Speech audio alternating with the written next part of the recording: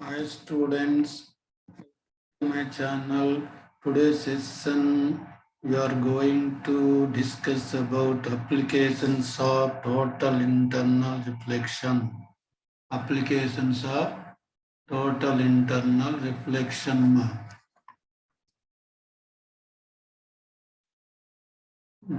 సంపూర్ణాంతర పరావర్తనము యొక్క అనువర్తనాలు. సంపూర్ణాంతర పరావర్తనం యొక్క అనువర్తనాలు.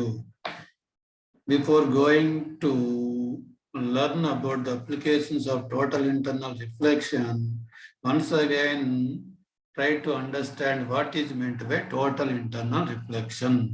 సంపూర్ణాంతర పరావర్తనం అంటేనే మొట్టగా సింపుల్గా తెలుసుకుందాం. లాస్ట్ క్లాస్లో డీప్గా డిస్కస్ చేసిన ఇప్పుడు వన్స్ అగైన్ చూడండి లెట్ us see here. క్రిందనున్న మీడియం వచ్చి వాటర్ క్రిందనున్న మీడియం వచ్చి వాటర్ రిఫ్రాక్టివ్ ఇండెక్స్ 1.33 పైన మీడియం వచ్చి ఎయిర్ రిఫ్రాక్టివ్ ఇండెక్స్ 1 లేదా 1.003 అన్నమాట. Now there is a light source in the water.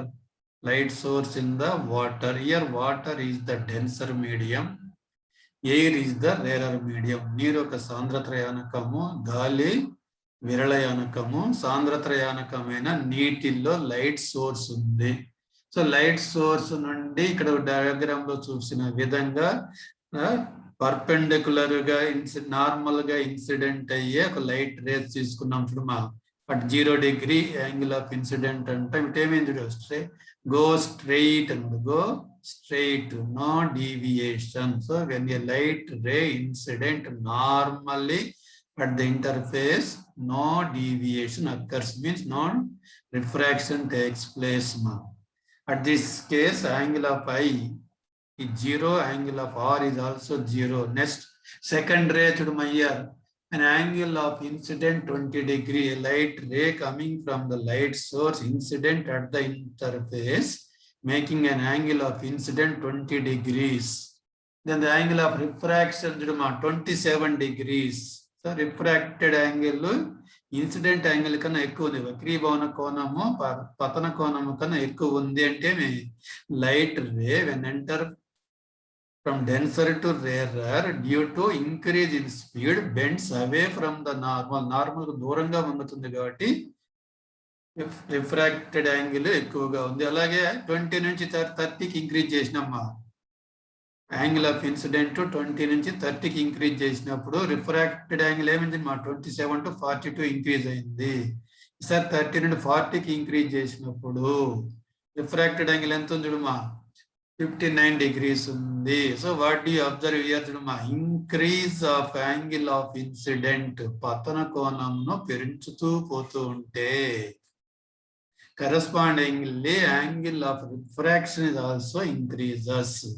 వక్రీభవన కోణము కూడా పెరుగుతూ ఉంది. పెరుగుతూ ఏమవుతుంది చూడమ్మా, అట్ వన్ స్టేజ్ పెరుగుతూ ఇట్ అప్రోచెస్ టు 90 degrees, 90 డిగ్రీలకు సమీపిస్తూ ఉంది. ఇయర్ చూడమా, when the light ray incident at an angle of 48.8 degrees, 48.8 degrees, then the light ray ఏమైంది చూడమ్మా, the refracted ray grazes the interface, means moves along the boundary line.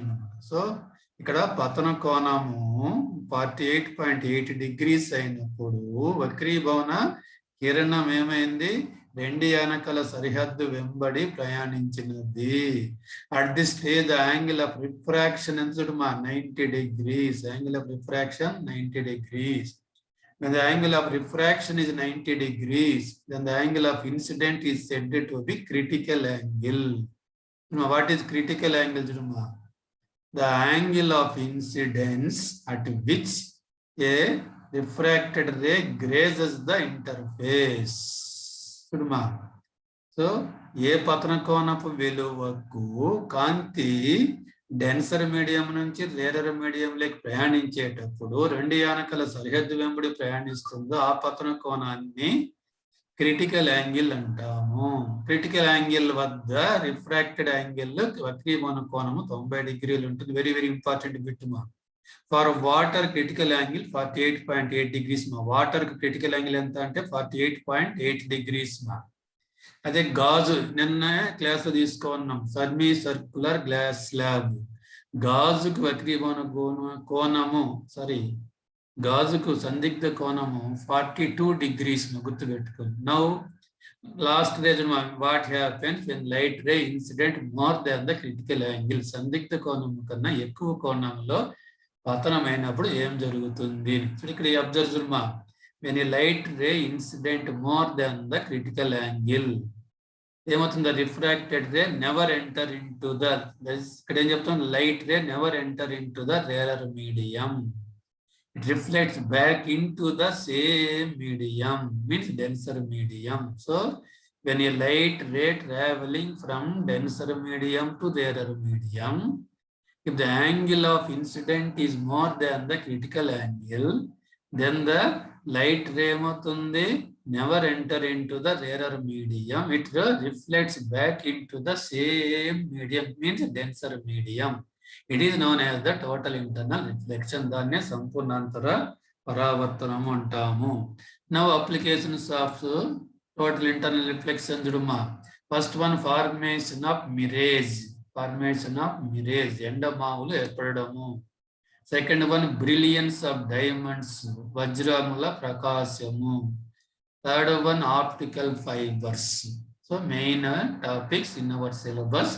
Applications of total internal reflection, సంపూర్ణాంతర పరావర్తనం యొక్క అనువర్తనాలు లేదా ఉపయోగాలలో. First one formation of image, billions of diamonds and optical fibres. Let us see first one మా mirage. What is meant by mirage? What do you observe in this picture? చూడమ్మా, ఈ picture లో మీరు ఏం గమనిస్తారు చూడమ్మా. మీరు జనరల్ గా డ్యూరింగ్ హాట్ సమ్మర్ డేస్, వేసవి కాలంలో ఎండ తీవ్రత ఎక్కువగా ఉన్నప్పుడు, సో రోడ్డుపై ప్రయాణిస్తూ ఉన్నప్పుడు, వెయిదర్ బస్సులో కానీ ఏదైనా వాహనంలో కానీ ప్రయాణిస్తున్నప్పుడు ఎదురుగా కొంత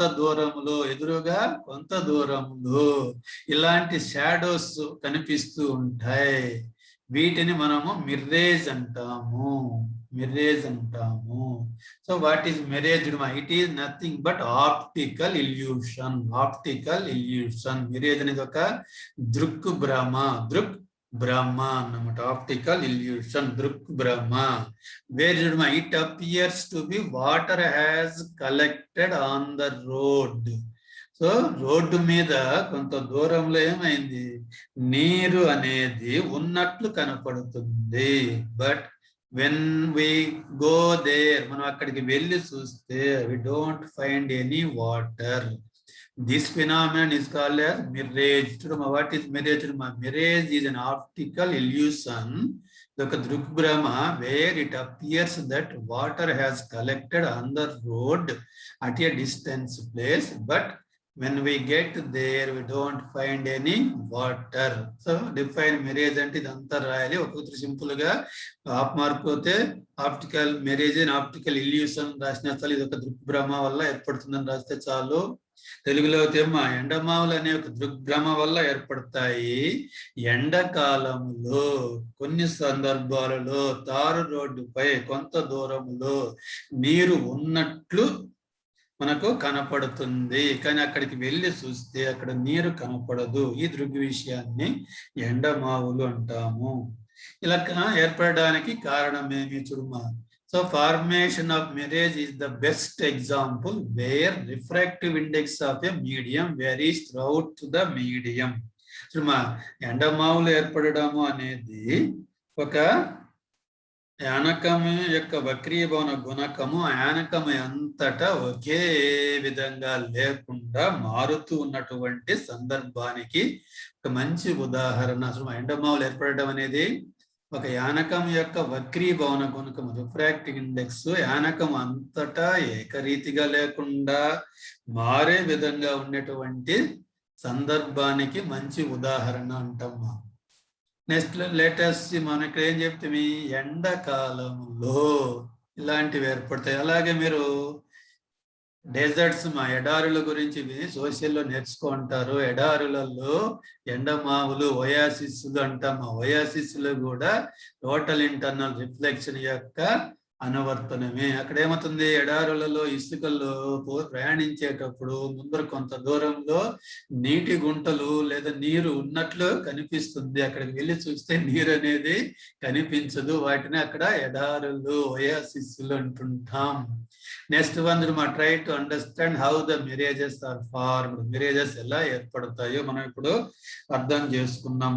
మనం ఏం చెప్పుకున్నాం, during hot summer days. During hot summer days లో తీసుకున్నట్లు లెట్ సీ మా ఇన్ ద ఫిగర్ 9C మా సెకండ్ ఫిగర్ కింద సెకండ్ ఫిగర్ లో చూడమా ఏమైంది చూడమా, during a hot summer day air just above the road surface is very hot.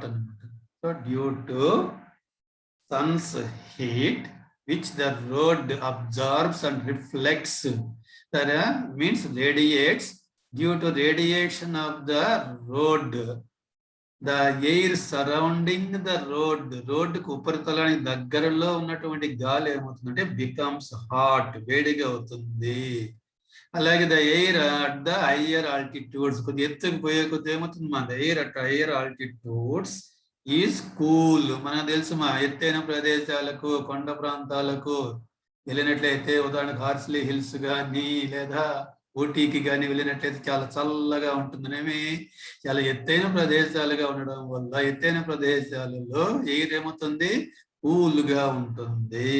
So it means that ఇక్కడ ఏమవుతుంది, temperature of the air surrounding that is very nearer to the surface of the road is high. Road పరిసరాలలో ఉన్న గాలి ఉష్ణోగ్రత ఎక్కువగాను, the temperature of the air at higher altitudes is less, తక్కువగాను ఉంటుంది. కాబట్టి రోడ్ పరిసరాలలో గాలి ఉష్ణోగ్రత ఎక్కువ, ఎత్తుకుపోయే కొద్దీ ఉష్ణోగ్రత తగ్గుతూ ఉంటుంది అన్నమాట. యాజ్ అ రిజల్ట్ ఇక్కడ ఏమవుతుంది చూడమ్మా, density of the air changes. Density of the air గాలి సాంద్రత మారుతూ ఉంటుంది. సో రోడ్ సర్ఫేస్ కు దగ్గరగా ఉన్న ఎయిర్ ఏమవుతుందంటే వేడి కావడం వల్ల వాటర్ మాలిక్యూల్స్ దూరంగా మూవ్ అవుతాయి. ఫలితంగా డెన్సిటీ ఆఫ్ ఎయిర్ తక్కువగా ఉంటుంది. డెన్సిటీ ఆఫ్ ఎయిర్ గాలి సాంద్రత తక్కువ. హయ్యర్ ఆల్టిట్యూడ్స్ ఏమవుతుంది చూడమ్మా, గాలి సాంద్రత ఎక్కువగా ఉంటుంది.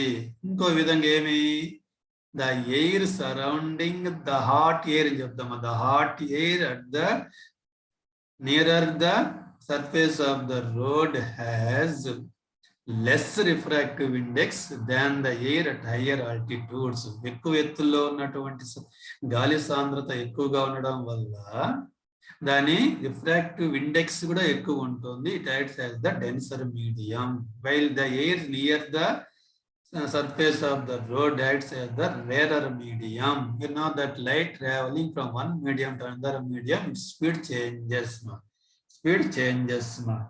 So now like the light traveling faster than the denser medium in rarer medium manaku telisinde.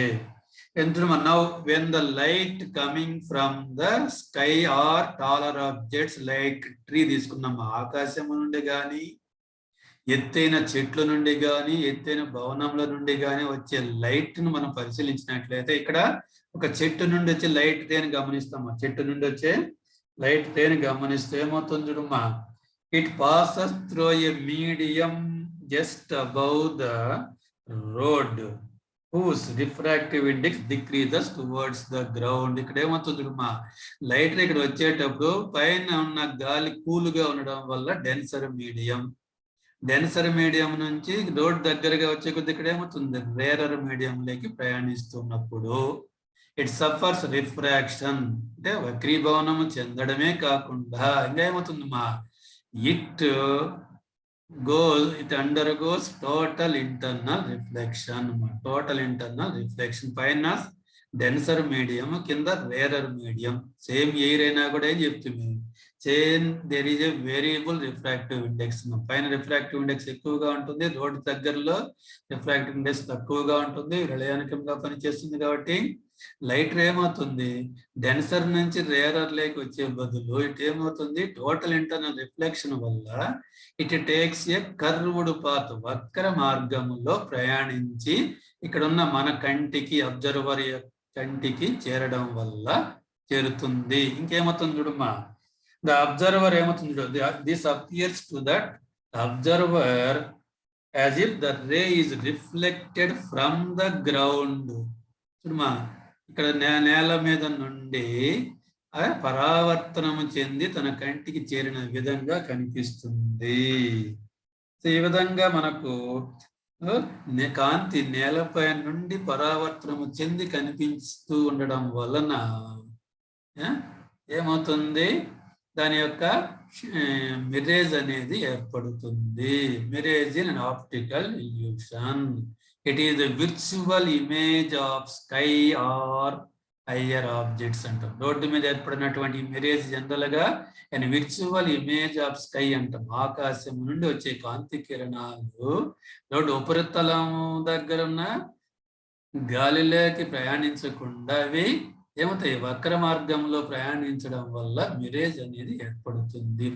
అదే వింటర్ సీజన్ లో చూడమా, ఇక్కడ ఫస్ట్ ఇక్కడ డయాగ్రామ్ లో చూడమా, వింటర్ సీజన్ లో అయితే as the temperature is very low, temperature చాలా తక్కువగా ఉండడం వల్ల, ఎండ తీవ్రత తక్కువగా ఉండడం వల్ల రోడ్డు రేడియేషన్ కూడా తక్కువ ఉంటుంది. అందువల్ల పరిసరాలలో ఉన్న గాలి అంత వేడి కాదు.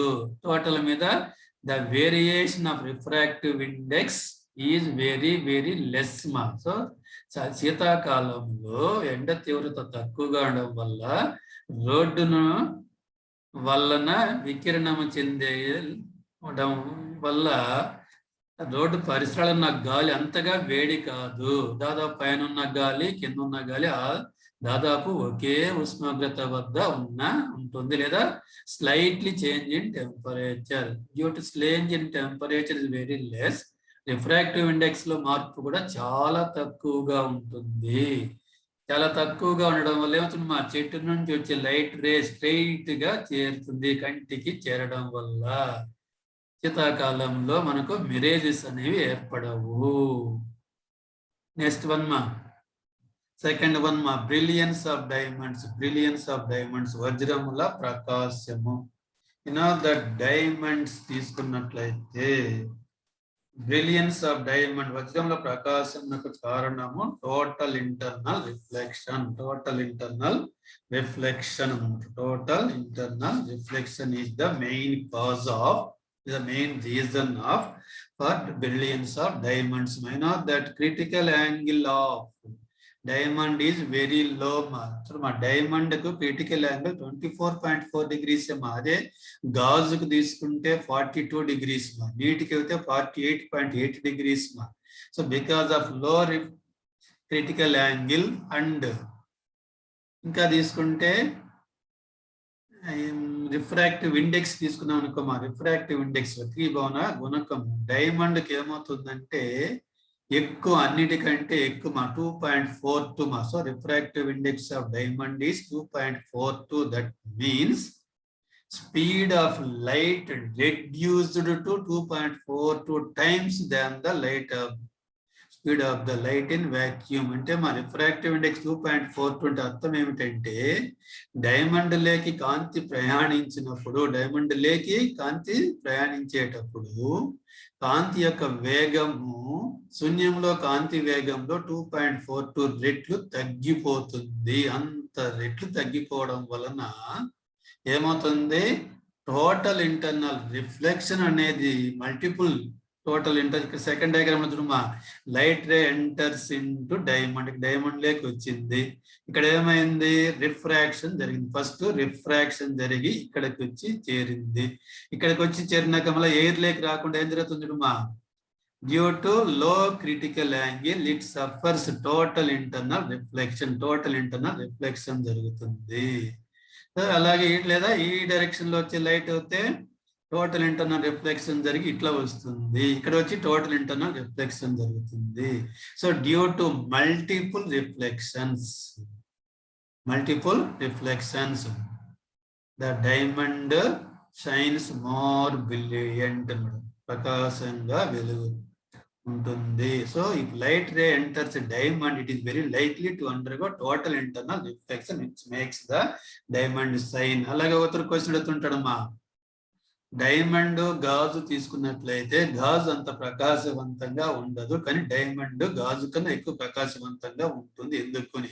దీనికి ఏం చెప్తాము, refractive index of diamond is 2.42, critical angle of diamond is 24.4 degrees C because of low refractive index and because of low critical angle and high refractive index, total internal takes place in diamond, hence it is more brilliant అంటాం. అదే గాజు తీసుకున్నట్లయితే the refractive index is only 1.5 and the critical angle is 42 degrees which is more than in diamond. Diamond కన్నా ఎక్కువ critical angle ఉండడం వల్ల there is a less possibility of total internal reflection. తక్కువగానే total internal reflection జరుగుతున్నందువల్ల గాజు diamond అంతా ప్రకాశవంతంగా ఉండదు.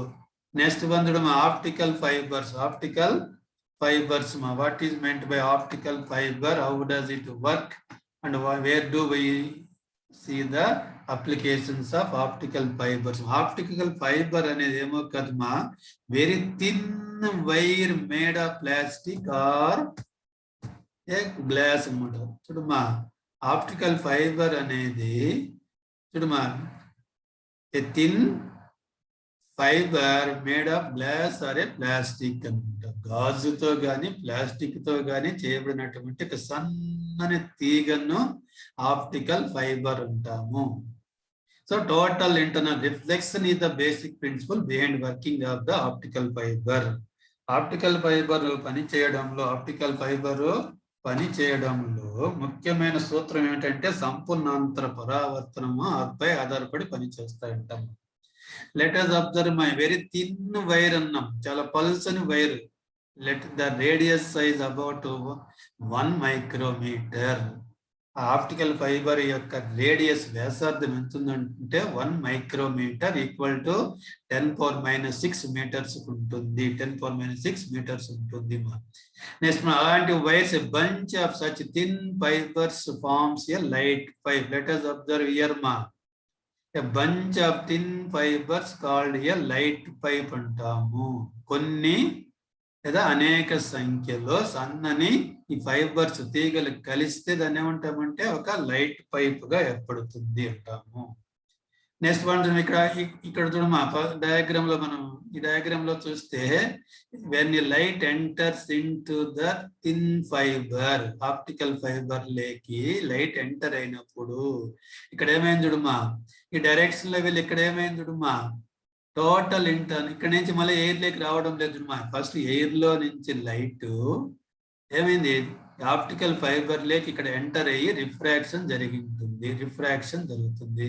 ఈ డైరెక్షన్ లో వెళ్తే ఇక్కడికి వెళ్ళాక ఏమైంది మళ్ళీ గాలి లేకి రిఫ్రాక్షన్ జరగకుండా due to low critical angle when the incident more than the critical angle it total internal reflection takes place. Total internal reflection వల్ల లోపలే ఇట్లా ప్రయాణిస్తుంది. అలాగే ఇక్కడ మళ్ళీ because of total internal reflection ఈ విధంగా ఇట్లా లైట్ రే ప్రయాణిస్తుంది. Thus the light ray transmitted throughout to the optical fibre. దాన్ని ఇక్కడ చూపించినమ్మా టెక్స్ట్ బుక్ లో diagram. Light enters through the optical fibre. Optical fibre like enter అయినప్పుడు ఇక్కడ సఫర్స్ రిఫ్రాక్షన్, వక్రీభవనం చెంది ఇక్కడికి వచ్చినాక టోటల్ ఇంటర్నల్ రిఫ్లెక్షన్ జరిగి యారో మార్క్స్ చూసిన విధంగా డైరెక్షన్ లో మల్టిపుల్ రిఫ్లెక్షన్ లేదా టోటల్ ఇంటర్నల్ రిఫ్లెక్షన్ జరిగి సెకండ్ ఎండ్ లో గుండా బయలు వచ్చేస్తుంది. ద లైట్ ఏమవుతుంది, transmitted in through the optical fibre అంటాము. Whenever a light ray strikes the walls of the thin fiber, optical fiber అక్కడ తాకినప్పుడు పడినప్పుడు ఏమవుతుందంటే it makes a glancing incident on the wall. Glancing incident అంటే ఒక ప్రకాశవంతాన్ని కలిగజేస్తుంది. అందువల్ల ఇక్కడ చూస్తే మీరు చూడమ్మా లైట్ పైప్ గుండా వచ్చే లైట్ ఇక్కడ చూస్తే గ్లాన్సింగ్ అన్నమాట. నెక్స్ట్ వన్ మా applications of optical fibers. applications of optical fibers. First, there are two applications of optical fibers, uses of optical fibers. Rendu unnai, medical field lono, telecommunication field lono. First, medical field lo ekkada vadtamu chuma. Let us observe here. Let us observe here. It is the, you know, that we can't see our internal parts with a naked eye. మనము మన శరీర అంతర్భాగాలైనటువంటి stomach కానీ, intestines అంటే ప్రేగులు కానీ, lungs కానీ, heart కానీ ఇలాంటి భాగాలను నేరుగా కంటితో చూడలేము. అందువల్ల ఏం చేస్తారంటే the doctors to see the internal parts లేదా internal organs of the human being when there is any defect or disease, what will he do? ఏం చేస్తాడు? He sends a light pipe, he sends a light pipe through the mouth or through the nose. Doctors ఏం చేస్తారంటే మన శరీరం లోపలి అవయవాలను పరిశీలించడానికి నేరుగా కంటితో చూడలేరు కాబట్టి లైట్ పైపును నోటి ద్వారా లేదా ముక్కు ద్వారా మనం పరిశీలించవలసిన పొట్ట లేదా ప్రేగులు లేదా ఊపిరితిత్తుల వంటి భాగములలోకి పంపుతారు అన్నమాట. పంపినప్పుడు ఏం చేస్తారంటే లైట్ పైప్ అంటే ఏం చెప్పుకున్నాము? Bunch of thin optical fibres అన్నమాట. ఆ థిన్ ఫైబర్స్ అనేక సంఖ్యలో కలిస్తే ఒక లైట్ పైప్ ఏర్పడుతుంది. ఇందులో ఏం చేస్తారంటే they send light through one set of optical fibres. One set of optical fibres, ఒక సెట్ ఆఫ్ ఆప్టికల్ ఫైబర్స్ గుండా లైట్ ను పంపుతారు. లైట్ ఏమవుతుంది? లైట్ పైప్ లో ఉన్నటువంటి ఆప్టికల్ ఫైబర్స్ గుండా ప్రయాణిస్తూ ఉన్నప్పుడు because of total internal reflection జరుగుతూ when it reaches our internal organs, పొట్టలోకి లేదా ప్రేగుల్లోకి లైట్ చేరినప్పుడు అక్కడ ఏమవుతుందంటే it illuminates the internal organs, ఆ భాగాన్ని బాగా ప్రకాశవంతంగా చేస్తుంది. అంతేకాకుండా ఆ భాగముల చేత రిఫ్లెక్ట్ అవుతుంది, పరావర్తనం చెంది ద రిఫ్లెక్టెడ్ రే ఏమవుతుంది చూడమ్మా, came out through another set of optical fibers. So light pipe లోనే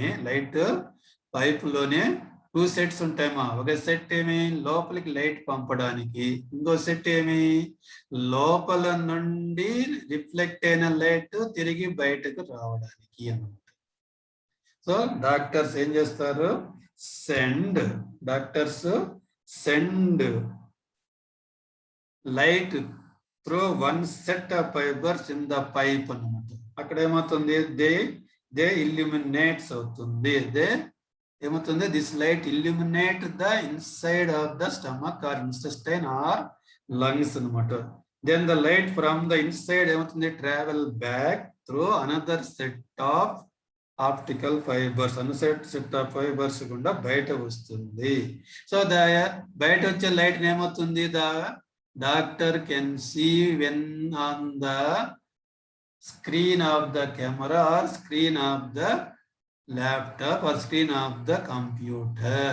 Computer యొక్క స్క్రీన్ మీద ఆ రిఫ్లెక్టెడ్ లైట్ ను గమనించి by analysis of the light on the screen he is able to know whether the internal parts are damaged by any ulcers. ఏదైనా పుండ్లు కానీ ఇతర గడ్డలు కానీ కడుపులోనో లేదా ప్రేగుల్లోనో ఉన్నట్లయితే ఆ రిఫ్లెక్టెడ్ లైట్ యొక్క నేచర్ ను బట్టి they are able to know the disease అన్నమాట. Similarly they are able to